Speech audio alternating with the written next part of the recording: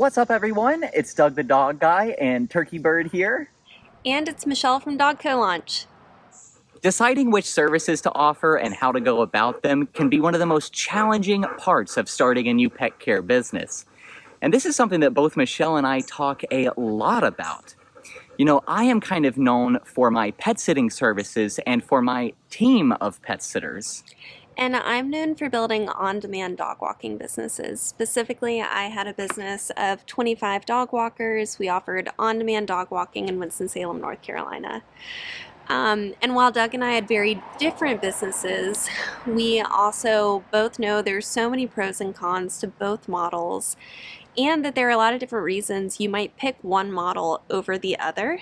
And so we wanted to do a video together on both pet sitting and dog walking, and why you might pick one model over the other, because there's so many reasons to do either.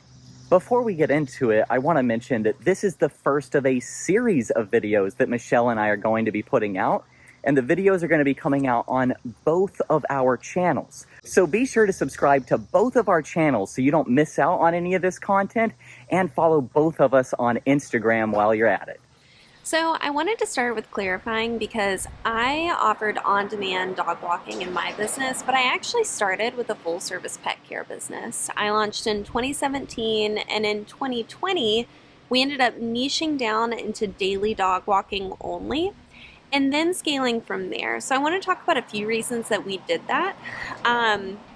One, I found that in pivoting to daily dog walking only, it gave me personally the work-life balance that I was looking for in running my business. I wanted my weekends and evenings back. I wanted to get a little bit more life balance from my business model, and that was one reason I looked to do daily dog walking and adventures and really grow that specific segment of my business instead of offering the pet care side. The other is personally, again, just for me. I found hiring to be a little bit more approachable with the daily dog walking model. I was able to offer midday hours instead of nights and late nights and early mornings.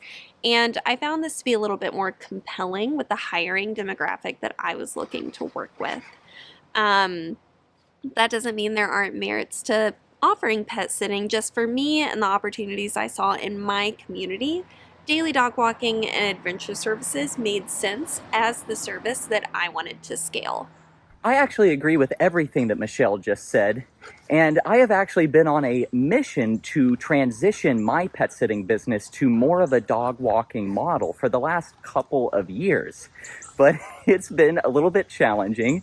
And I will say that when I started my business almost a decade ago, I focused primarily on pet sitting instead of dog walking, because I was not planning on hiring a team, which I did eventually do.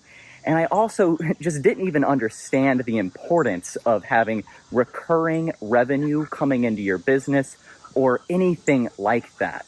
But as I did grow a team, and as my business did expand, and I learned more about the importance of having a set recurring revenue that you could plan around, and all of these other kinds of things, you know, the dog walking model became more and more appealing to me.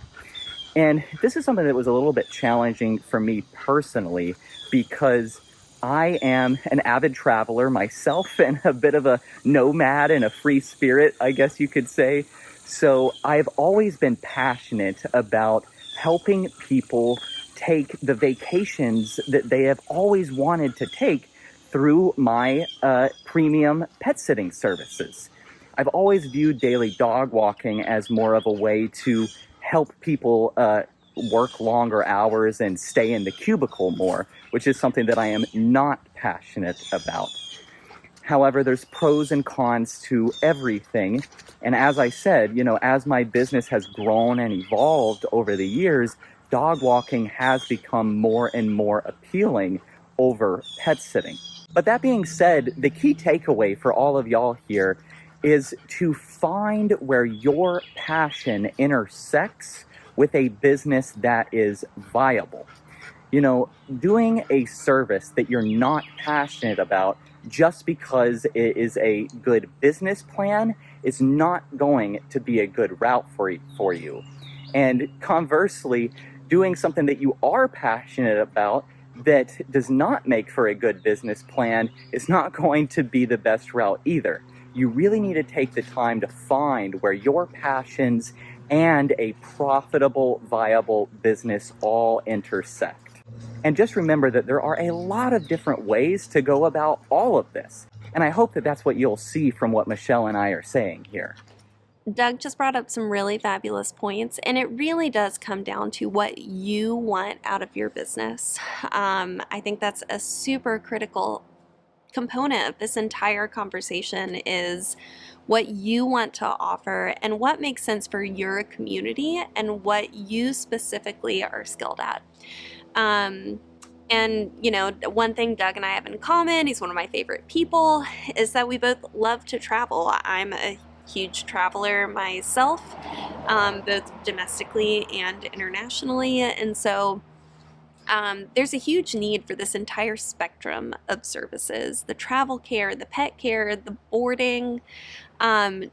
It really comes down to your personal goals and what you want to do, because there's a need for all of it. So if you're feeling stuck on what model, maybe take a step back, take a deep breath, start with what you want this business to look like and what you want to run and what you want to do, and build from there. On my mission to transition my business away from pet sitting and towards dog walking, I decided to not cut out pet sitting altogether. The way that I have gone about it is about 2 years ago, I stopped marketing for pet sitting altogether, both to our existing clients and to potential new clients, and focused all of our efforts specifically on dog walking services. However, I am still offering pet sitting. I just raised my price significantly. That way I could make it more of a premium level, really exclusive type service. I really chose to go about it this way because, again, I am passionate about helping people take the vacation that they've always dreamed of through my pet sitting services. However, it is difficult to scale and schedule a team for pet sitting. So I kind of get the best of both worlds this way. I get to offer pet sitting that excites me, and I get to grow a team of dog walkers at the same time. And along those lines, with pet sitting is a really valuable service. I need it, other people need it, any type of pet parent will need pet sitting services at some point. If you choose to go daily dog walking only in your specific business, don't feel like that means that you aren't able to provide resources to your clients for those other pet care needs that they're going to have. I would still enable my staff to pet sit outside of hours. I'll do a video on that at some point because I know I get a lot of questions. I'm sure that'd be helpful. But I also had an amazing relationship with other businesses in the area, and I would very frequently refer to them so that we could meet the gaps that the other didn't provide. So if you're feeling a little stuck or feeling like if you didn't offer pet sitting, that might be a detriment, just know that there are a lot of ways to meet the needs that your clients have, even if you particularly offering that service isn't the right fit in the season that you're in. I really hope that y'all see that there are pros and cons to both pet sitting and dog walking, and there are a million different ways to go about this. You have to think about what kind of business you want to operate, what you are passionate about, and what your local market needs the most. And again, I can't thank Michelle enough for joining me on this video, and I'm so excited to be making more videos with her in the future. So be sure that you are subscribed to both of our channels and following us both on Instagram so you don't miss out on any of our upcoming content. I'm Doug the Dog Guy, this is Turkey Bird, and we are reminding you to stay positive.